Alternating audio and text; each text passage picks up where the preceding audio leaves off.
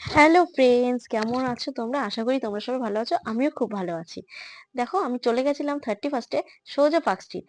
Lighting দেখে হয়তো বুঝতেই পারছো আমি পার্ক স্ট্রিট গেছি। হ্যাঁ, শুধু পার্ক স্ট্রিট যাইনি, এখানে দা পার্কে গেছিলাম। দা পার্কে ওখানে আমি ক্লাবে গেছিলাম, কারণ আমি সবসময় ক্লাবিংটা খুব পছন্দ করি আর সেটা আমি করি। আমি মনে করি যে মানুষজনের পরনিন্দা পরচর্চা করার থেকে সব থেকে ভালো আমরা নিজেরা নিজের মতো থাকবো।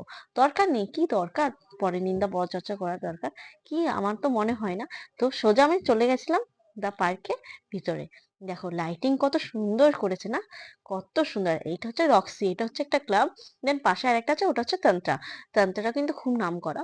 ওখানে ঢুকতে এক একজনের 5,000 টাকা করে এন্ট্রি লেগেছে, শুধুমাত্র এন্ট্রি 5,000 টাকা করে লেগেছে। আর এই রক্সি যেটা দেখলে, সেই রক্সিতে 4,000 টাকা এন্ট্রি নিয়েছে।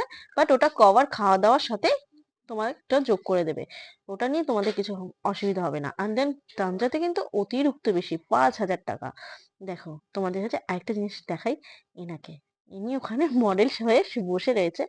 দেন সবাইকে ম্যাজিক দেখাচ্ছিল। তো আমি গেছি, আমাকে এরকম একটু দেখিয়ে দিল লাইটিংটা করে। তো ট্রেনটাতে কথা বলতে গেছিলাম। দুটো মহিলা, সুন্দর সুন্দর দুটো মহিলা বসেছিল টিকিট কাটার জন্য। দেন আর আমি দূর থেকে খালি ভাবছি কখন যাব কখন যাব। আমার চোখটা কিন্তু ওই তান্তার গেটের দিকেই ছিল, যে কখন আমি এন্ট্রি নিয়ে ঢুকবো।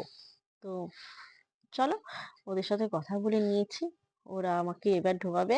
হাতে স্ট্যাম্প ট্যাম্প দিতে হয়, ওগুলো দিয়ে দিয়েছে ওরা। তোমাদের দেখিয়ে দেবো হাতে স্ট্যাম্পটা। দেখো ভিতরটা, দেখলে তো? চলো, এবার আমি আর কিছু বলবো না।